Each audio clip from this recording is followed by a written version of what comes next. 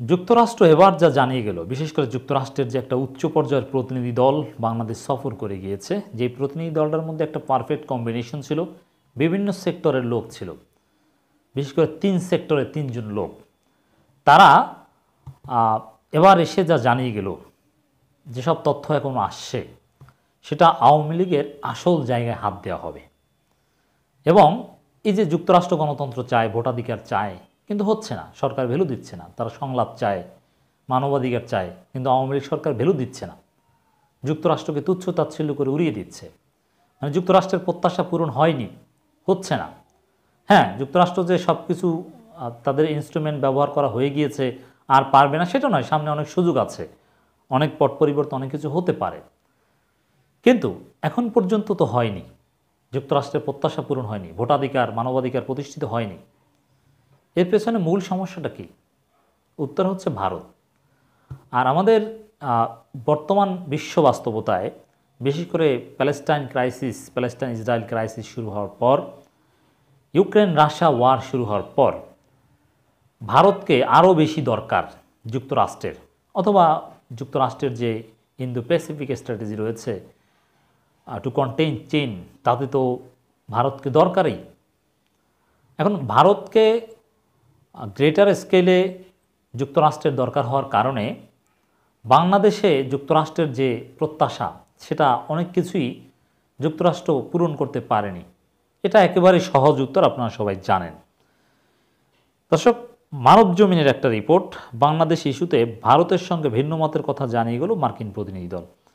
এর মানে ভারতকে বাদ দিয়ে যদি আলাদাভাবে দেখে, তাহলে যুক্তরাষ্ট্র তাদের প্রত্যাশা পূরণ করতে পারবে, ভালো কিছু হবে, ভালো কিছুর সম্ভাবনা দেখা যাবে।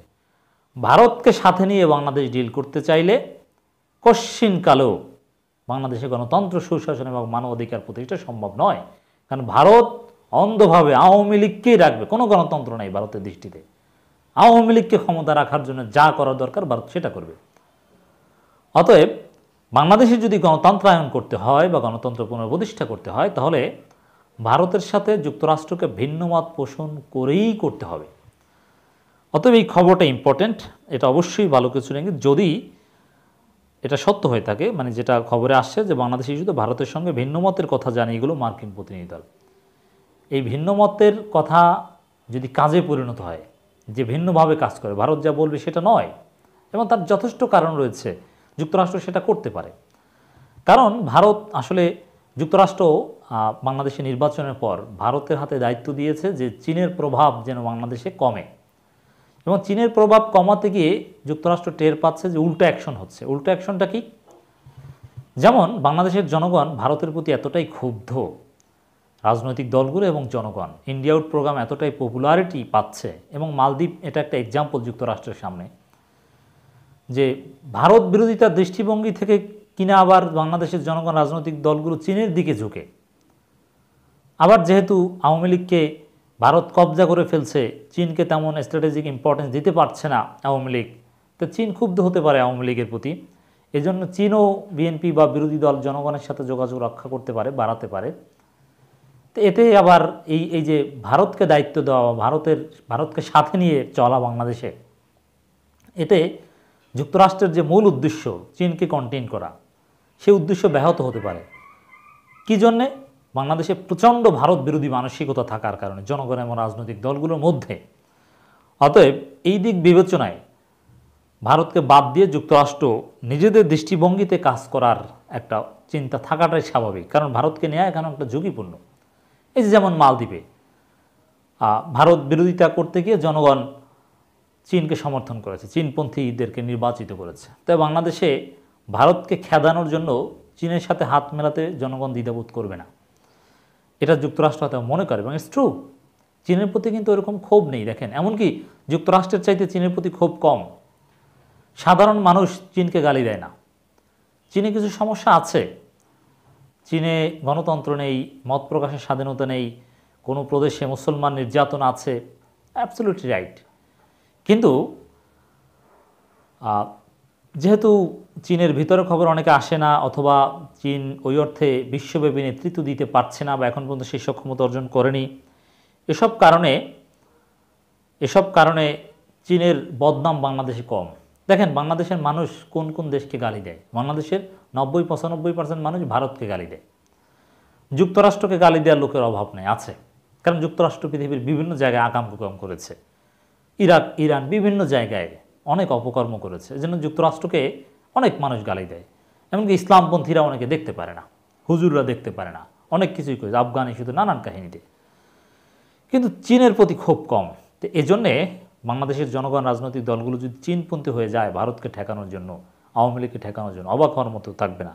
আমার মনে হয় এই বিষয়টা যুক্তরাষ্ট্র ভালোভাবে উপলব্ধি করেছে, যার ফলে বাংলাদেশ ইস্যুতে ভারতের সঙ্গে ভিন্ন মতের কথা জানিয়ে গেল মার্কিন প্রতিনিধি দল। It's very significant. এটা সত্য হয়ে থাকলে এতে কাজ হতে পারে, এবং ভালো কিছুর সম্ভাবনা দেখছি, ইফ ইট ইজ ট্রু। এবং এটা দরকার যুক্তরাষ্ট্রের জন্য। বহুল আলোচিত দ্বাদশ জাতীয় সংসদ নির্বাচনের সার্বিক পরিবেশ কেমন ছিল? ভোটের আগে পরের ঘটনাগুলো বাংলাদেশের অভ্যন্তরীণ রাজনীতিতে স্বল্প দীর্ঘমেয়াদে কী প্রভাব ফেলতে পারে? ভারত, মিয়ানমার সহ প্রতিবেশী বিষয়ে সাধারণের কী ভাবনা? সরকার, বিরোধী দল ও নাগরিক সমাজই বা কী ভাবছে? বিরোধীদের বর্জনের মুখে অনুষ্ঠিত ভোটে নতুন সরকার গঠন এবং বিরোধী দলগুলোর হাজার হাজার বন্দী মুক্তির প্রক্রিয়া পরবর্তী রাজনীতির হাওয়া কোন দিকে বইছে তা সশরীরে পর্যবেক্ষণ করে গেলেন মার্কিন প্রতিনিধি দলের সদস্যরা। সেই সঙ্গে নির্বাচন তথা বাংলাদেশ ইস্যুতে ভারতের সঙ্গে যুক্তরাষ্ট্রের ভিন্ন মতের কথা স্পষ্ট করল মার্কিন প্রতিনিধি দল। শনি থেকে সোমবার এই 3 দিন ঢাকায় সিরিজ বৈঠক করে গেছে প্রেসিডেন্ট জো বাইডেনের নেতৃত্বাধীন সরকারের সামরিক ও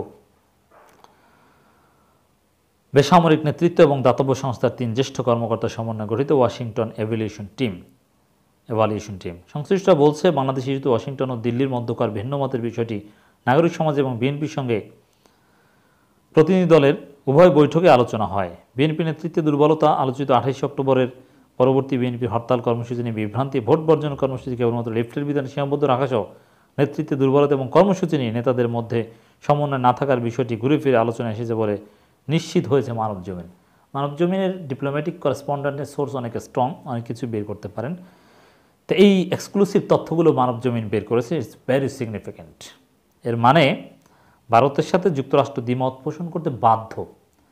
এবং মিয়ানমার ইস্যুতে ভারত যেভাবে বাংলাদেশে কবজা করছে, এমনকি এরকম আলোচনার সামনে আসছে যে ভারতের ইন্টারেস্ট সার্ভ করার জন্য বাংলাদেশ মিয়ানমারের বিরুদ্ধে যুদ্ধও জড়াতে পারে। আবার চীনের এনগেজমেন্ট মিয়ানমারে সবচেয়ে বেশি, চীনের প্রভাব সবচেয়ে বেশি মিয়ানমারের সামরিক জান্তা থেকে শুরু করে বিদ্রোহীদের সবগুলো গ্রুপের প্রতি। অতএব মিয়ানমার এখন যুক্তরাষ্ট্রের জন্য আরেক টেনশনের কারণ। তো সব মিলিয়ে আসলে এছাড়া আকসা, জিসুমি এইসব চুক্তি করার জন্য যুক্তরাষ্ট্র তৎপর, নির্বাচনের পর এগুলো করার জন্য জোর দিচ্ছে। তো সব মিলিয়ে যে অবস্থা তৈরি হচ্ছে, এটা নিঃসন্দেহে রাজনীতিতে ভালো কিছুর ইঙ্গিত। বিশেষ করে এই পয়েন্টটা যে যুক্তরাষ্ট্র ভারতের সাথে বাংলাদেশ বিষয়ে দ্বিমত পোষণ করে, ইটস গুড নিউজ।